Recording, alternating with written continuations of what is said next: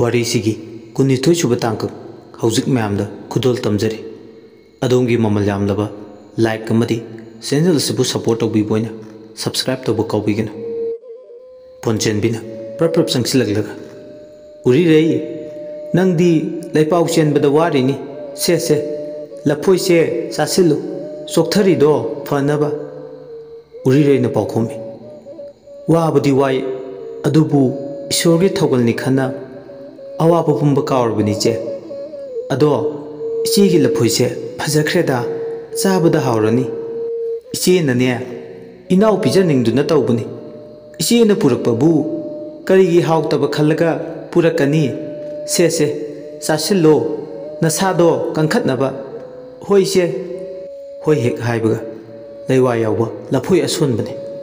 ꯂꯩꯋꯥ ꯌꯥꯎꯕ ꯏꯁꯤꯡ ꯆꯐꯨꯗ ꯂꯨꯞꯂꯕ ꯂꯐꯥꯡꯗꯨꯗꯒꯤ ꯂꯐꯣꯏ ꯑꯃ ꯁꯦꯠꯂꯒ ꯍꯦꯛꯄꯤ ꯄꯤꯔꯤꯕ ꯂꯐꯣꯏ ꯑꯗꯣ ꯄꯨꯛꯅꯤꯡ ꯆꯣꯏꯊꯣꯛꯇꯅ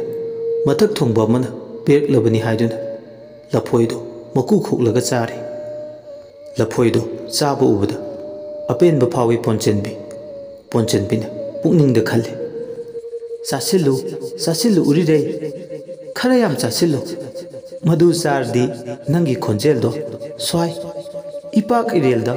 ꯀꯣꯡꯒꯣꯜꯅ ꯇꯥꯛꯄꯒꯨꯝ ꯇꯥꯛꯈ꯭ꯔꯅꯤ ꯈꯣꯟꯖꯦꯜꯗꯣ ꯑꯁꯤ ꯈꯜꯂꯨꯕꯗ ꯍꯔꯥꯎꯕꯒꯤ ꯄꯟꯈꯩ ꯂꯩꯇ꯭ꯔꯦ ꯃꯤꯠꯃꯥꯡꯗ ꯂꯐꯣꯏꯁꯤꯡ ꯑꯗꯣ ꯄꯨꯟꯅ ꯃꯔꯤꯃꯨꯛꯇꯤ ꯂꯐꯥꯡꯗꯨꯗꯒꯤ ꯁꯦꯠꯇꯨꯅ ꯆꯥꯔꯛꯄꯗꯨꯗꯗꯤ ꯄꯣꯟꯆꯦꯟꯕꯤꯅ ꯃꯈꯥ ꯇꯥꯔꯦ ꯎꯔꯤꯔꯩ ꯏꯆꯦꯁꯨꯅꯦ ꯂꯥꯏꯕꯨꯡ ꯆꯪꯉꯨꯒꯦ ꯅꯪ ꯄꯣꯊꯥꯖꯍꯧꯔꯣꯀꯣ ꯉꯥꯏꯍꯥꯛ ꯍꯣꯏ ꯏꯆꯦ ꯎꯔꯤꯔꯩꯗꯤ ꯇꯨꯃꯤꯟ ꯂꯩꯍꯧꯔꯦ ꯄꯣꯟꯆꯦꯟꯕꯤꯗꯤ ꯋꯥꯈꯜ ꯌꯥꯝ ꯅꯨꯡꯉꯥꯏꯅ ꯂꯥꯏꯕꯨꯡ ꯇꯝꯅ ꯂꯥꯛꯑꯦ ꯃꯔꯛꯇ ꯁꯣꯔꯣ ꯊꯦꯡꯅꯔꯦ ꯁꯣꯔꯣꯅ ꯃꯊꯧ ꯄꯥꯡꯕꯤꯔꯝꯂꯕꯣ ꯄꯥꯡꯖꯔꯝꯂꯦ ꯍꯣꯔꯦꯟꯗꯤ ꯅꯨꯡꯉꯥꯏꯕꯅ ꯂꯣꯏꯔꯅꯤ ꯑꯩꯗꯤ ꯀꯨꯝꯍꯩꯕꯨ ꯑꯣꯟꯊꯣꯛ ꯊꯨꯅ ꯌꯦꯡꯅꯤꯡꯈ꯭ꯔꯦꯗ ꯍꯣ ꯉꯥꯏꯉꯝꯗꯕ ꯇꯧꯕꯤꯅꯨ ꯅꯪꯅꯤꯌꯦ ꯅꯨꯡꯉꯥꯏꯕ ꯀꯨꯝꯍꯩꯗꯣ ꯌꯦꯡꯅꯤꯡꯕꯅ ꯏꯈꯧ ꯂꯥꯡꯂꯦ ꯑꯩꯈꯣꯏꯗꯤ ꯄꯣꯟꯆꯦꯟꯕꯤꯅ ꯃꯈꯥ ꯇꯥꯔꯦ ꯍꯣꯔꯦꯟꯗꯤ ꯅꯨꯔꯥꯕꯤꯗꯤ ꯑꯩꯅ ꯁꯣꯏꯗ꯭ꯔꯕꯅꯤ ꯋꯥꯔꯨꯔꯅꯨ ꯍꯣꯔꯦꯟ ꯂꯥꯏꯕꯨꯡꯗꯅꯦ ꯄꯣꯟꯆꯦꯟꯕꯤ ꯏꯇꯤꯛ ꯎꯠꯂꯝꯒꯦ ꯃꯤꯡꯒ ꯁꯛꯀ ꯍꯦꯛ ꯁꯠꯀꯥꯏꯅꯍꯜꯂꯝꯒꯦ ꯈꯪꯉꯣꯏꯗ꯭ꯔꯗꯣ ꯍꯣꯏꯅꯦ ꯁꯠꯀꯥꯏꯍꯟꯕꯤꯔꯝꯃꯣ ꯁꯠꯀꯥꯏꯕꯗꯅꯦ ꯃꯤ ꯂꯣꯏꯅꯃꯛ ꯇꯣꯔꯥ ꯇꯨꯕ ꯇꯥꯔꯦ ꯍꯣꯏ ꯇꯣꯔꯥ ꯇꯨꯍꯟꯗꯣꯏꯅꯤ ꯄꯣꯟꯆꯦꯟꯕꯤ ꯅꯨꯡꯉꯥꯏꯕ ꯋꯥꯈꯜꯗ ꯇꯥꯎꯗꯨꯅ ꯂꯩꯈ꯭ꯔꯦ ꯃꯥꯅ ꯍꯣꯔꯦꯟꯗꯤ ꯂꯥꯏꯕꯨꯡꯁꯤꯗ ꯅꯨꯔꯥꯕꯤ ꯑꯣꯏꯅ ꯊꯧꯒꯜ ꯇꯧꯕ ꯐꯪꯂꯅꯤ ꯁꯣꯝꯗꯅ ꯀꯝꯗꯧꯔꯤ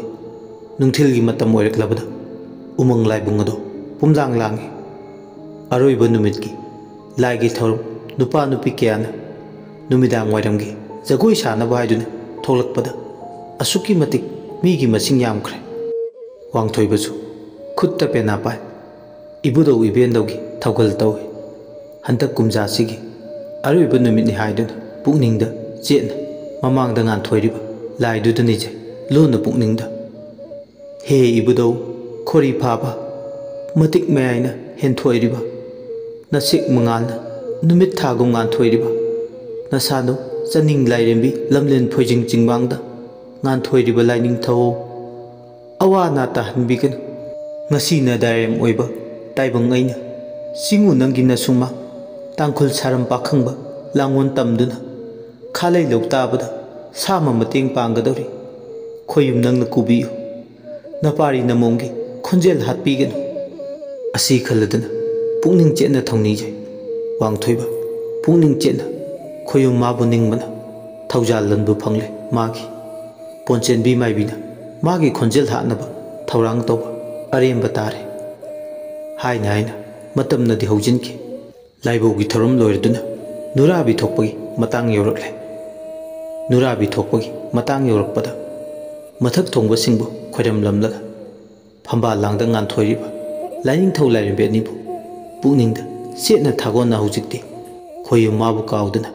ꯂꯧꯇꯥꯅꯕ ꯊꯣꯔꯛꯂꯦ ꯎꯔꯤꯔꯩ ꯐꯤꯖꯦꯠ ꯂꯩꯇꯦꯡ ꯇꯧꯗꯨꯅ ꯊꯣꯛꯂꯛꯄ ꯎꯃꯪ ꯂꯥꯏꯕꯨꯡꯗꯨꯗ ꯂꯥꯏꯒꯤ ꯃꯆꯥꯒꯨꯝ ꯂꯝ ꯌꯧꯅ ꯉꯥꯟꯊꯣꯏꯔꯦ ꯃꯁꯤꯛ ꯃꯉꯥꯜ ꯅꯥꯏꯔꯦ ꯍꯦꯛ ꯌꯦꯡꯕꯗ ꯎꯃꯥ ꯁꯅꯥ ꯆꯤꯡꯖꯥꯔꯣꯏꯕꯤ ꯑꯔꯥꯏ ꯂꯩꯃ ꯂꯝꯌꯥꯡꯕꯤ ꯁꯥꯗꯨ ꯌꯦꯡꯒꯦꯜ ꯐꯨꯛꯄ ꯉꯝꯕꯤ ꯂꯩꯃꯔꯦꯜ ꯂꯥꯡꯒꯣꯜ ꯆꯪꯈꯣꯟꯕꯤꯒꯨꯝ ꯐꯖꯩ ꯄꯣꯟꯆꯦꯟꯕꯤ ꯑꯃꯗꯤ ꯁꯣꯔꯣ ꯂꯥꯏꯁꯪ ꯃꯆꯤ ꯃꯔꯨꯝ ꯑꯃꯗ ꯍꯣꯠꯆꯤꯜꯂꯛꯂꯒ ꯑꯃꯨꯛ ꯇꯨꯃꯤꯟ ꯃꯤ ꯇꯥꯈꯤꯅꯤ ꯃꯇꯥꯒꯨꯝ wari sane urabre yengo tawja sari se soro ure phajabi sari se kaida phajai no sibo mayamna phajai hainari se yengbada khongba lai tingkhak tum mandra hoine mali ne mi singse mamit loina soklabra khangba nate ho soomani sak phajabgi napal ga pumchai ngasidi khonjel ga pumchai ni chai duise nungjeng chai bedongna aigi wadi sahelo singai yengu magi khonjel se aidi ne taning mana ngawrabani magi khonjel se haima amta yengo mi nangbo saktore tawrise asumna ni do suru murum sone somdana umang laibungda mayai de leplaga leimang leiba domda onsillaga nurabi thorum panglakle lawyan isai hawrakle nurabi na singu khoyum laining thogi khalai maruk sane yalu he atai mai bi singduna khumi ho yanse nurabi namu yoibu khoyum lairimbi khalai maruk sane yalu he ho yanse ipa launi yalu he ho yanse ipu launi yalu he ho yanse leibak mara tapnaba launi yalu he ho yanse ningthau punsiba launi yalu he ho yanse khunjau leijau launi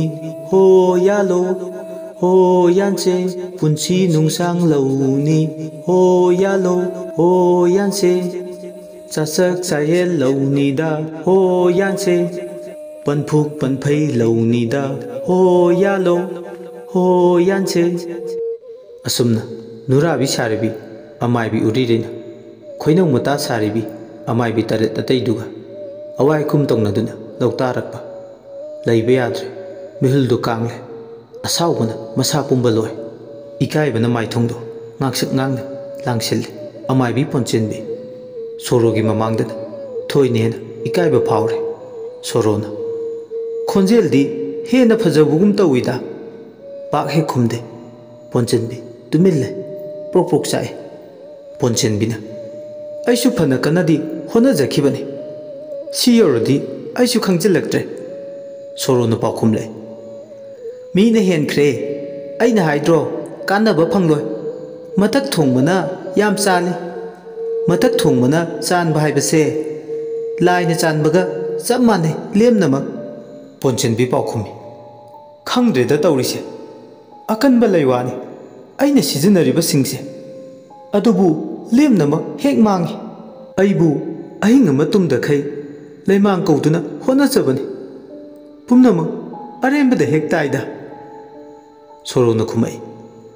ओइद्रेदना महे यान्द्रे मपाल सादुना केनबगा सब हेक माने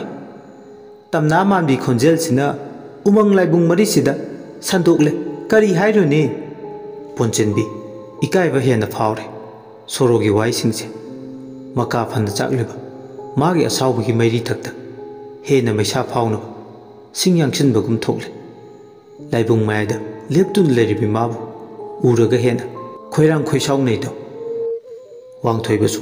तांखुल सरम पाखंबा सादुना मतांगदुदा लिरुंग तेन तिमेनता पाइदुना थोरले वांगथोइबना हाइबेमा चिंगछोंगी खुनुदी लमलैमा लमगी खुनुदी थारेकपी सेक्लाना Pammel उथक्तबु तोंगलदुना हाइबेमा चिक्लाना खोंथांग अहुमक्तबु खोंबदी इसानौ इने मचा लमदम तामनमक्तबु लैख्रबी निंगोलोइबी मागी मपाउ पुरकपरने चिक्लागी नपाउ मक्तबु सेंगना तमुगब अइंगोंदा नुराबी सारिबी अमाइबी उरिरेन इताइबेमा पंथौगी सही थेंजाबु मथक्ता चिंगी खुनु थारिकपी लमगी खुनुदी लमलैमा चिक्लाना खोंथांग नाइना मक्तबु खोंबदी निंगो लाइबक थीबी पामुबा मपाउ मक्तबु पुरकपरने तारोय इसाबी मांजा पामुबा खुयुंगी मपोक Langol मक्तबु ngaibadi loidam thasing yam sillagle langhai kumsingsu kungaw narikle doi taroi sikla mapau sengna tamuga bi taroi yamna harauna maithong makalamna anido awai kum tongna budubud hena khoidau sagole ponchenbi nattaba wakhal yamna kal khutta thang suri mapai chenchillaga mutangdi thining ba phawe ponchenbi gi mataududa nungai ba phawe sorodi mahausana sorodi numit laiba maikaida on duna laisa tamba laigumbi numit laini are palaitabi awon on chabi soroni thok on thoga mana chumba sargaire aidi haibidro kanaroi khuyong namale thengmalle kanaroi haiduna haujikti uri laina loina ngamkhre thengnu bi themana chale kaino mi macha de soro asi hargamu makha tare hai haidaine isibu yamna isi na kadai phawba haiba aikhoi su khangjare ngasidi ponchenbi hena sauni wayam ta phawba makha taba ngamjade laibungdana awai khum tongnaribudo miluda pirasen ma makha yeng ponchenbi duna wangthoiba madi uri reidi awai kum tongnare o nongmai nurabe nongmai chen krigi miki maroyan pra tana thinke tena kapke sari so o tangkul na rauba aigi irausa pamlau yan babu nangna yan kano haipa sabati kari oina sapra nongmai chen aigi marone yan kano oi bung aigi pamlau ne yan kaniye o nongmai chen yan kano ompi pukning wang kano ompi manung wang kano ta sina leng kane oi pung ompi manung haugano tilang na khoi saukhino nachan noibi aina yawamta singgoige asumna mathang manau naina awai khum tongnarpa lokai se paudum lakle singu ibungoi be manigi nadai rem khungang achobasigi khunjau le chaunaba loimom phopal chaunaba mahi marung chumnaba khalai loga yan babu khalai ngamthung talakle loimom maru tabada kumchi chahi kumjage nadai rem khungang achobagi khalai maru konda matil kangbu tadabu loimom phopal chaubabu mahi marung chumbabu pina bira mulai ning thau haujiti tangkhul nurabi thorom panglakpa loirabada theknubi amaibi amadi thembana makha taba ogri ki thorom panglakle liksari likta liksa kundo pareng lairien phuji sana chomlang likta liksa kundo pareng kauthembi kauna se kauna maton wainau se sangdombina sangdong pha wainau se saro langmai wainau se asumna laige thorom singado paring kaidana pangbodu ubada ponchen bidi ningba kaire laibung machi marumda mitkup tabakai pendabana mang thare puningdana maro lol fare ngasi agi numit oidabana maram moiraga ikai phiru khumle adu boy lemna di toy khut paiduna takleba wang thoibi yaibi thawai se ha na logi kanaba nate asi khaladana wakhal nungaitana lenki asumna ahinga du loiki mai lai harau bolorpada magi mayumda hanakre laman kumbagi wakhalna mang tharabi mangni mayum hek yorupaga magi oja sanagi nakta lai haire hairba magisu mama guru le sanasu mabu khut paiduna takpirakpi mamani ponchenbina lakpaga mamit mana lauthoktuna kap lauduna nurabi saba phangkhidabagi pendaba pumnama phudoktu nairami sanaga ponchenbiga tathok tasin tongnarami ikai phiru khumle aidi ima lai ichana karigi ikai phiru khumdoino ayam pendi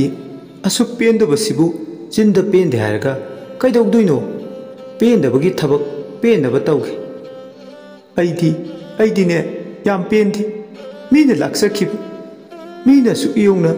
ꯑꯩꯕꯨ ꯆꯟꯅꯐꯝ ꯈꯪꯗꯅ ꯃꯥꯡꯍꯟꯈꯤꯕ ꯑꯗꯣ ꯈꯟꯖꯤꯜꯂꯨꯔꯅꯨ ꯈꯟꯖꯤꯟꯒꯅꯨ ꯍꯥꯏꯕ ꯉꯝꯗꯦ ꯎꯔꯤꯔꯩꯒ ꯋꯥꯡꯊꯣꯏꯕꯒ ꯑꯅꯤꯁꯦ ꯑꯃꯨꯛꯇ ꯑꯋꯥꯐꯝꯗ ꯇꯥꯍꯜꯂꯣ ꯃꯇꯝꯗꯨꯗ ꯑꯩꯒꯤ ꯑꯋꯥꯕ ꯄꯦꯟꯗꯕ ꯄꯨꯝꯅꯃꯛꯁꯦ ꯀꯣꯛꯀꯅꯤ ꯍꯣ ꯑꯗꯨꯒꯤꯕꯨ ꯊꯨꯠ ꯂꯥꯎꯕ ꯉꯥꯛꯇꯅꯤ ꯀꯔꯤꯝ ꯈꯜꯂꯨꯅꯨ ꯊꯨꯠ ꯂꯥꯎꯕ ꯉꯥꯛꯇꯅꯕꯨꯗꯤ ꯍꯥꯏꯕ ꯑꯗꯨꯕꯨ ꯇꯧꯗ꯭ꯔꯗꯤ ꯑꯩꯗꯤ ꯄꯦꯟꯗ꯭ꯔꯦ ꯄꯦꯟꯗꯕꯗꯣ ꯏꯃꯥꯅ ꯐꯅꯕ ꯇꯧꯅꯤ ꯏꯃꯥ ꯏꯃꯥ ꯏꯃꯥ ꯍꯧꯖꯤꯛꯃꯛ ꯇꯧ ꯑꯩꯒꯤ ꯅꯤꯡꯖꯕꯁꯦ ꯊꯨꯡꯍꯟꯕꯤꯌꯨ ꯍꯩ ꯃꯇꯥꯡ ꯃꯇꯝ ꯑꯃ ꯍꯥꯏꯕꯁꯨ ꯂꯩꯅꯦ ꯉꯝꯗ꯭ꯔꯦ ꯃꯇꯥꯡ ꯃꯇꯝꯒꯩꯗꯤ ꯍꯧꯖꯤꯛꯃꯛ ꯇꯧ ꯍꯩꯃꯥ ꯏꯃꯥ ꯃꯁꯤꯗꯤ ꯃꯑꯣꯡ ꯑꯃꯅꯤꯅꯦ ꯏꯃꯥ ꯑꯩ ꯉꯥꯏꯉꯝꯗ꯭ꯔꯦ ꯍꯥꯏꯃꯤ ꯏꯈꯧ ꯂꯥꯡꯕꯅ ꯍꯦꯟꯃꯟꯈꯤꯕꯅ ꯍꯦꯟꯃꯜꯂꯦꯃꯤ ꯅꯪꯅ ꯍꯥꯏꯔꯤꯗꯨꯕꯣ ꯇꯧꯅꯦꯅ ꯇꯧꯔꯗꯤ ꯍꯧꯖꯤꯛꯃꯛ ꯇꯧꯕꯤꯌꯨ ꯉꯥꯏꯉꯝꯗꯕꯤ ꯑꯃꯗꯤ ꯅꯪꯁꯦ ꯑꯋꯣꯏꯕ ꯑꯣ ꯉꯝꯗ꯭ꯔꯦ ꯑꯩ ꯉꯥꯏꯕꯁꯦ ꯁꯅꯥ ꯄꯣꯟꯆꯦꯟꯕꯤꯒꯤ ꯃꯇꯧꯗꯨꯗ ꯍꯥꯏꯐꯝ ꯇꯧꯐꯝ ꯈꯪꯗ꯭ꯔꯦ ꯃꯥꯒꯤ ꯃꯑꯣꯡꯁꯤꯗ ꯌꯥꯔꯔꯣꯏ ꯈꯟꯗꯨꯅ ꯁꯅꯥꯗꯨ ꯄꯣꯟꯆꯦꯟꯕꯤꯒꯤ ꯅꯤꯡꯕꯗ ꯊꯨꯡꯉꯗꯤ ꯍꯥꯏꯗꯨꯅ ꯂꯥꯏ ꯈꯣꯏꯔꯝꯅꯕ ꯊꯧꯔꯥꯡ ꯇꯧꯏ ꯃꯥꯅ ꯃꯥꯅ ꯁꯛꯇꯥꯃꯤꯟꯅꯩ ꯍꯥꯏꯗꯨꯅꯤ ꯐꯠꯇꯕ ꯊꯕꯛ ꯉꯥꯛꯇꯅꯤ ꯇꯧꯔꯒ ꯑꯄꯦꯟꯕꯗꯨ ꯑꯣꯏ ꯁꯥꯏ ꯇꯤꯡꯈꯪ ꯈꯔ ꯈꯨꯠꯇ ꯄꯥꯏ ꯂꯥꯏꯙꯕꯤ ꯑꯃꯗ ꯁꯥꯏ ꯇꯤꯡꯈꯪ ꯑꯗꯨ ꯊꯤꯡꯖꯤꯜꯂꯤ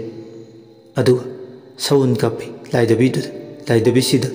ꯁꯎꯟ ꯍꯦꯛ ꯀꯥꯞꯄꯒ ꯅꯨꯡꯉꯥꯏꯕ ꯐꯥꯎꯏ ꯃꯤꯅ ꯇꯧꯔꯤꯕ ꯊꯕꯛꯇꯨꯗ ꯑꯃꯨꯛ ꯈꯨꯠ ꯊꯤꯡꯖꯤꯜꯂꯤ ꯀꯣꯊ ꯀꯣꯊꯗꯅ ꯇꯨꯃꯤꯟ ꯇꯨꯃꯤꯟ ꯌꯦꯡꯉꯤ ꯄꯥꯜꯂꯅꯤ ꯃꯥꯒꯤ ꯅꯤꯡꯕ ꯊꯨꯡꯂꯅꯤ ꯍꯥꯏꯕꯒꯤ ꯅꯨꯡꯉꯥꯏꯕ ꯋꯥꯈꯜꯗꯅ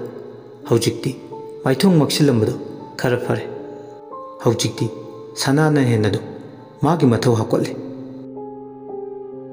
ꯋꯥꯔꯤꯁꯤꯒꯤ 22ꯁꯨꯕ ꯇꯥꯡꯀꯛ ꯍꯧꯖꯤꯛ ꯃꯌꯥꯝꯗ ꯈꯨꯗꯣꯜ ꯇꯝꯖꯈ꯭ꯔꯦ ꯑꯗꯣꯝꯒꯤ ꯃꯃꯜ ꯌꯥꯝꯂꯕ ꯂꯥꯏꯛ ꯑꯃꯗꯤ ꯆꯦꯅꯦꯜ ꯑꯁꯤꯕꯨ ꯁꯕꯁꯀ꯭ꯔꯥꯏꯕ ꯇꯧꯕ ꯀꯥꯎꯕꯤꯒꯅꯨ ꯃꯌꯥꯝꯗ ꯂꯥꯎꯊꯣꯛꯆꯈꯤꯕ ꯄꯨꯡꯐꯝꯗ ꯋꯥꯔꯤ ꯑꯁꯤ ꯍꯥꯞꯀꯠꯆꯕ ꯉꯝꯖꯈꯤꯗ꯭ꯔꯦ ꯀꯔꯤꯒꯨꯝꯕ ꯈꯨꯗꯣꯡꯆꯥꯗꯕ ꯑꯃꯗꯒꯤ ꯃꯁꯤꯒꯤꯗꯃꯛ ꯃꯌꯥꯝꯅ ꯄꯨꯛꯆꯦꯜ ꯆꯥꯎꯅ ꯉꯥꯛꯄꯤꯒꯅꯤ ꯂꯣꯏꯁꯤꯜꯂꯛꯄꯗ ꯃꯌꯥꯝꯕꯨ ꯏꯀꯣꯛꯅꯣꯅ ꯑꯃꯨꯛ ꯍꯟꯅ ꯈꯨꯔꯨꯝꯖꯔꯤ